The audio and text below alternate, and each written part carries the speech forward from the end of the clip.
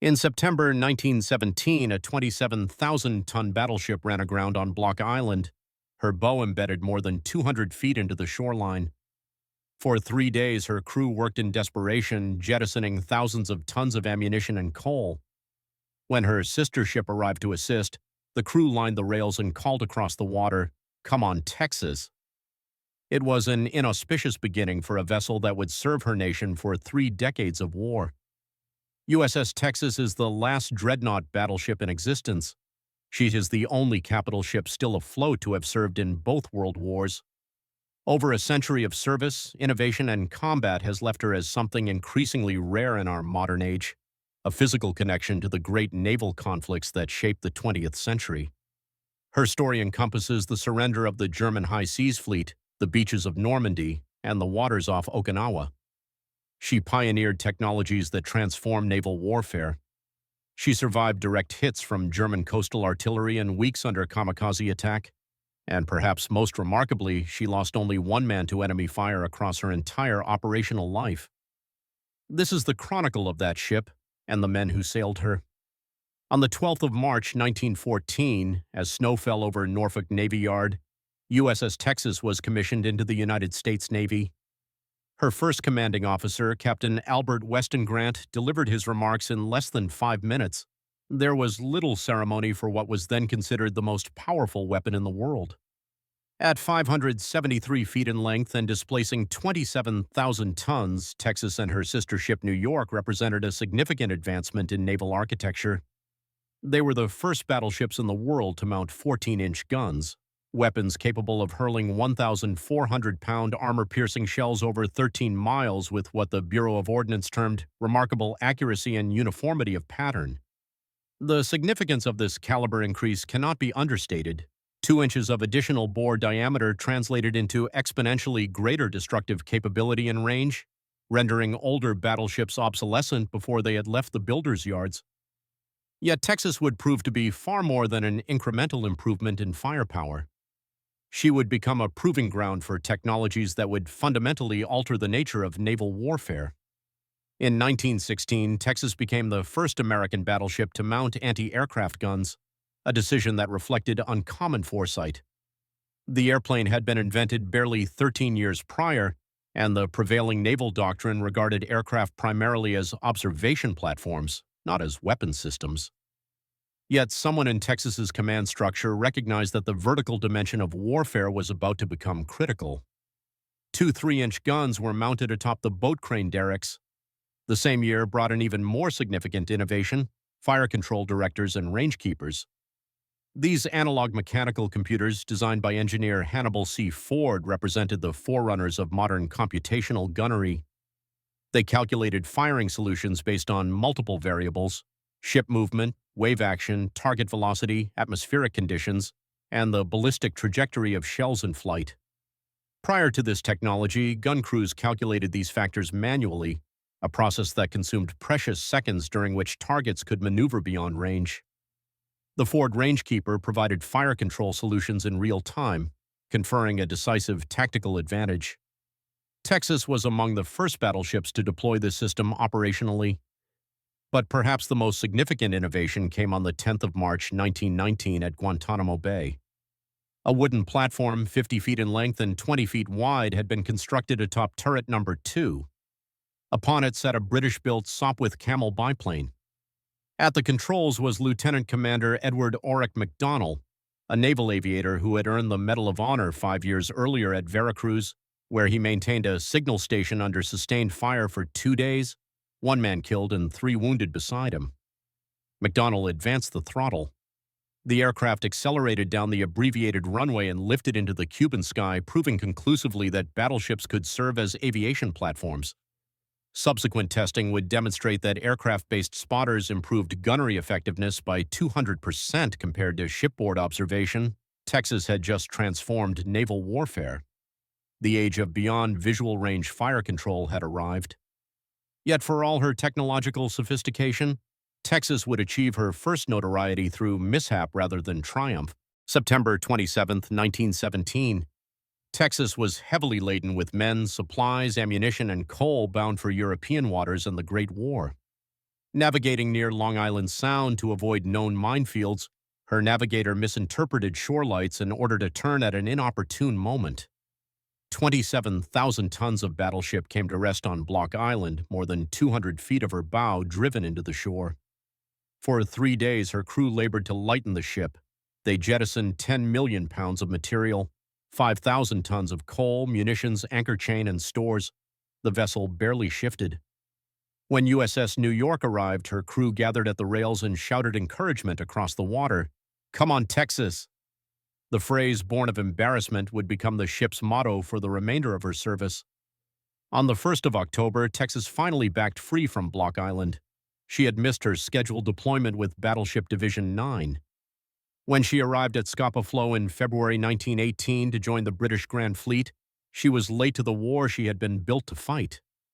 But her contribution, though delayed, would prove significant.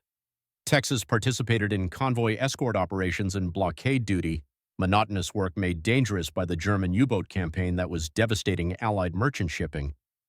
The convoys had to get through, and battleships like Texas provided the protective shield that made transatlantic supply lines viable.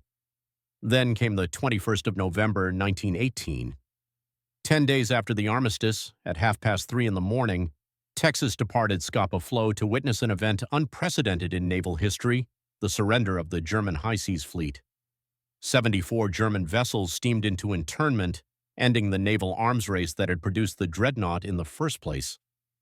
1 month later, Texas escorted President Woodrow Wilson across the Atlantic to the Paris Peace Conference. Yet Texas's most significant contribution to the First World War had occurred months earlier, in an action the ship herself did not witness. On April 19, 1917, 13 days after the United States declared war, sailors who had trained aboard Texas, now serving on the merchant vessel SS Mongolia, sighted a surfaced German U-boat. They opened fire, the first American shots of the war. Between the wars, Texas underwent extensive modernization. 14 coal-fired boilers were replaced with 6 oil-fired units. Torpedo blisters were added to her hull for improved protection. The distinctive cage masts, tall lattice structures that had characterized early dreadnoughts, were replaced with tripod masts. Her operational range increased from 7,060 nautical miles to more than 15,000. By 1941, Texas was prepared for another war. The 6th of June, 1944, remains etched in collective memory as D-Day, the Allied invasion of Normandy. Texas was there, navigating German minefields in the pre-dawn darkness with 3,000 Allied vessels, her crew of 1,600 sailors operating on minimal sleep. Gunner's mate Glenn Longendelfer recorded in his journal that American bombers striking German positions illuminated the sky like Independence Day fireworks. At 10 minutes before 6 in the morning, positioned 12,000 yards offshore from Pointe du Hoc, Texas, opened fire on German 155mm guns emplaced atop 100-foot cliffs. Those guns threatened both Utah and Omaha beaches. They had to be neutralized. Over the next 34 minutes, Texas fired 255 14-inch shells, the longest sustained main battery engagement of her Second World War service. To comprehend what this meant for the crew, one must understand the physics of naval gunnery. Each shell required the detonation of several hundred pounds of gunpowder to propel a 1,300-pound projectile across 7 miles of air and water. The concussion from a single turret firing caused structural damage throughout the ship. Toilets cracked, deck plates ignited. The atmosphere grew thick with acrid smoke. Men worked frantically to swab decks between salvos to prevent fires. Texas fired 255 times in 34 minutes. The ship literally shook herself apart to support soldiers she would never see. The following day brought a desperate request from shore. Army Rangers who had scaled the cliffs at Pointe du Hoc were isolated, low on ammunition, and taking casualties. Of the 225 Rangers who had made that assault, fewer than 100 remained combat effective. Texas dispatched landing craft loaded with ammunition, rations, water, and medical supplies. The craft returned bearing 35 wounded Rangers, 1 deceased Coast Guardsman, and 27 German prisoners. 9 days later, Allied forces had advanced so far inland that German positions lay beyond the maximum elevation of Texas's main batteries. The fire mission could not be completed using conventional methods. Captain Charles Baker made a decision that, under different circumstances, might have resulted in court-martial. He ordered the starboard torpedo blister deliberately flooded. The ship listed 2 degrees to starboard. The portside guns gained the necessary elevation. The fire mission was completed. It was an extraordinary measure, intentionally flooding a portion of the hull in a combat zone, undertaken to provide fire support for troops the crew would never meet. But D-Day marked only the beginning of Texas's European campaign. What followed would bring her closer to destruction than any previous engagement. June 25, 1944. 19 days after the initial landings, Texas was supporting the Allied drive to capture Cherbourg, a critical French port. Standing between the Allies and the city was Battery Hamburg, 4 280mm guns in reinforced concrete casemates, the most powerful German coastal battery on the Cotentin Peninsula. The tactical situation heavily favored the Germans. Hamburg's guns had a maximum range of 40,000 yards. Texas's 14-inch batteries could reach only 23,000 yards. The enemy could engage with impunity for nearly half the distance to the target. Texas approached nonetheless. The German battery opened fire. By the third salvo, Texas was straddled, shells landing on both sides of the vessel simultaneously, their splashes merging into a single column of water. For more than 20 minutes, shells fell so close that spotters could not distinguish individual impacts. The action report would later estimate 65 solid explosions with approximately 30 straddles. The accounting ended when casualties were taken. At 16 minutes past 1 in the afternoon, the wind shifted, dispersing the protective smokescreen. A 240mm German shell, nearly 10 inches in diameter, struck the top of the armored conning tower just below the navigation bridge. The shell sheared away a fire control director, struck a supporting column, and detonated with tremendous force. Inside the pilot house, riveted steel deck plates peeled upward like sheet metal. Heavy rivets flew through the compartment with the velocity of machine gun fire. Every man on the bridge was thrown to the deck. At the helm stood Quartermaster third-class Christensen, 21 years old and recently married. He had been executing Captain Baker's steering orders, attempting to maneuver the ship away from incoming fire. The explosion severed his leg. He would die hours later, the only member of Texas's crew killed by enemy action during her entire 34 years of commissioned service. Captain Baker, positioned on the exterior of the bridge, was rendered unconscious but sustained no serious injury. Ship's chaplain, Lieutenant Clarence Moody, who had been announcing the battle over the public address system, regained consciousness on the smoke-filled deck and immediately began treating the wounded, improvising tourniquets from telephone wires torn from the bulkheads. 90 minutes later, at 47 minutes past 2, a second 240mm shell penetrated Texas's port side. It failed to explode. The unexploded ordnance was later discovered in the bunk of Warrant Officer M.A. Clark. That it had been jostled during the engagement without detonating was regarded by all aboard as miraculous. The shell was subsequently diffused and retained aboard ship as a talisman. It remains there today. Following the European campaign, Texas steamed for the Pacific Theater. What awaited her there would test her crew beyond anything they had endured against the Germans. Okinawa, April through June 1945. Captain Baker issued an order unprecedented in American naval history. All 2,000 sailors would remain at battle stations continuously for the duration of Texas's time in the combat zone. Not in shifts of 8 or 12 hours, continuously, for more than 50 consecutive days. The threat that justified this extraordinary measure was the kamikaze. Between the 6th of April and the 22nd of June, Japanese forces launched 1,465 kamikaze aircraft in 10 major coordinated attacks. Captain Baker calculated that his crew and vessel would survive only if they could respond to aerial attack within seconds rather than minutes. For 7 weeks, sailors slept at their stations. Men stationed 3 or 4 decks below in powder handling spaces remained there. Every third day, personnel were relieved long enough to shower and change clothing before returning to their posts. All meals consisted of field rations or sandwiches consumed in place, 50 days of crackers and canned meat. Marine Ralph Fletcher would later reflect on the experience with remarkable insight. "We felt irritated toward our captain," he admitted. The resentment was understandable. But Fletcher recalled observing USS Tennessee, positioned several hundred yards distant, when general quarters sounded during an attack. You could see them running like monkeys trying to get to their battle stations.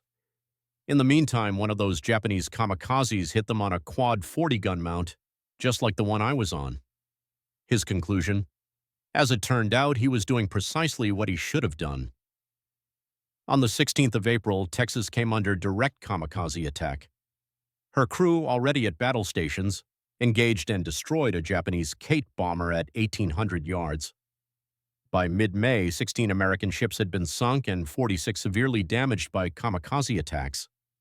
Texas departed Okinawa unscathed, having fired more than 2,000 14-inch shells and nearly 6,000 rounds of anti-aircraft ammunition.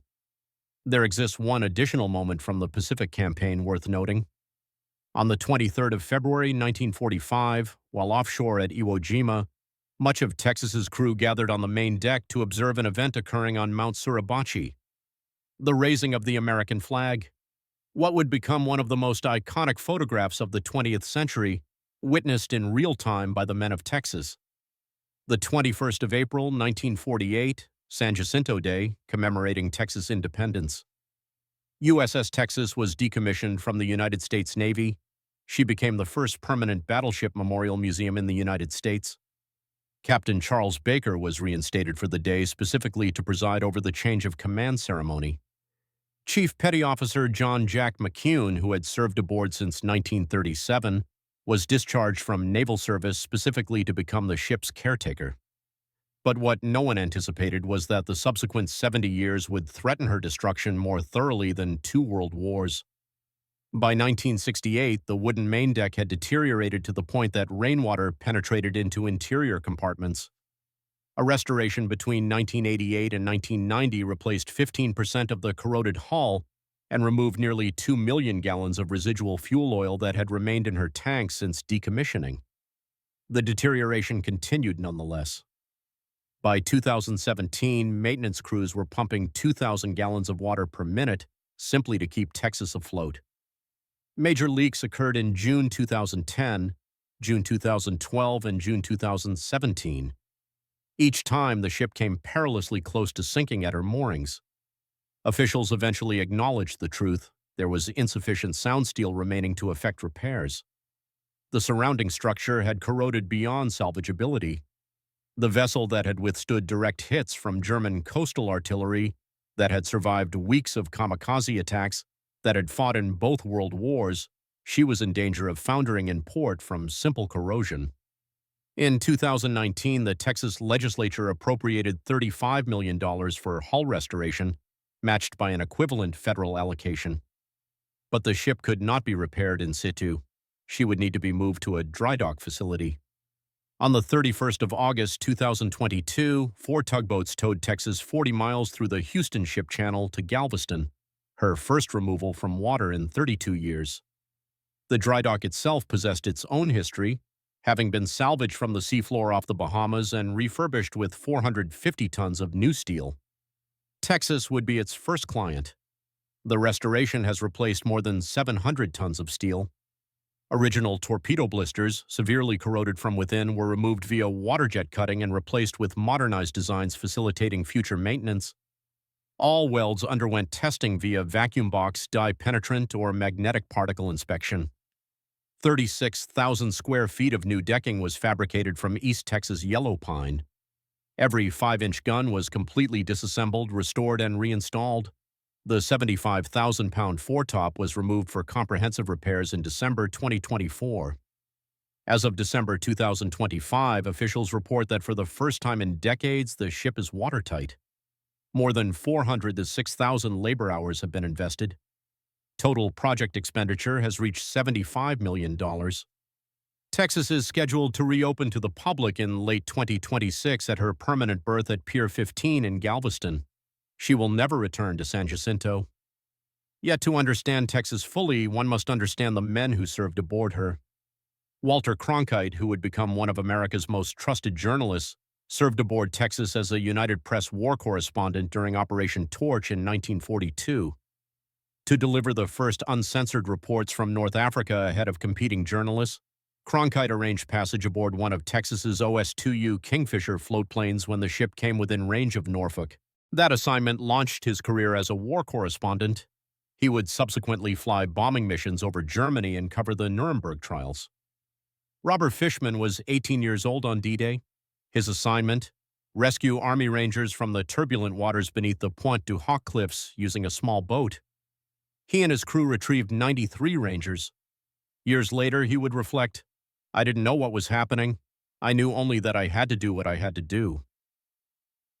Ship's bugler Will Edelman was stationed on the bridge during the Battle of Cherbourg when the German shell struck. He regained consciousness on the smoke-filled deck, discovered his friend helmsman Christensen mortally wounded, and assisted Chaplain Moody in improvising tourniquets from telephone wire. Decades later, as an octogenarian attending a veterans reunion, Edelman left his walker at the base of the ladder to climb once more onto the bridge, where he wept remembering the death of his friend. And there were the stewards, predominantly black sailors the Navy designated as messmen. They maintained officers' quarters during peacetime but manned 20-millimeter gun crews, ammunition magazines, and casualty stations during combat. Wilmer Cato and Eugene Avon served in the magazines, continuously passing 111-pound ammunition containers during bombardments. The Navy of that era was segregated. Yet photographic evidence documents racially integrated boxing teams aboard Texas during the 1930s and 1940s. USS Texas represents something irreplaceable in the historical record. She is confirmed as the world's last surviving dreadnought battleship. The Japanese battleship Mikasa, though older, predates the dreadnought revolution initiated by HMS Dreadnought in 1906. The Iowa-class battleships preserved as museums are younger and represent a later generation of naval architecture.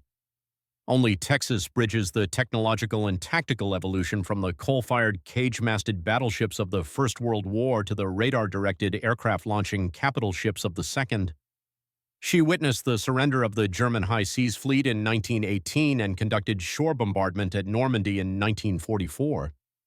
Her crew pioneered fire control computers, anti-aircraft armament, and shipborne aviation, technologies that defined 20th-century naval doctrine. She earned 5 battle stars during the Second World War and remains the only Allied battleship to have participated in all 4 major amphibious operations: North Africa, Normandy, southern France, and the Pacific campaigns at Iwo Jima and Okinawa. Her original construction cost in 1910 was $5,830,000. Adjusted for inflation, that represents approximately $189 million in current currency. The restoration that has preserved her for future generations cost $75 million.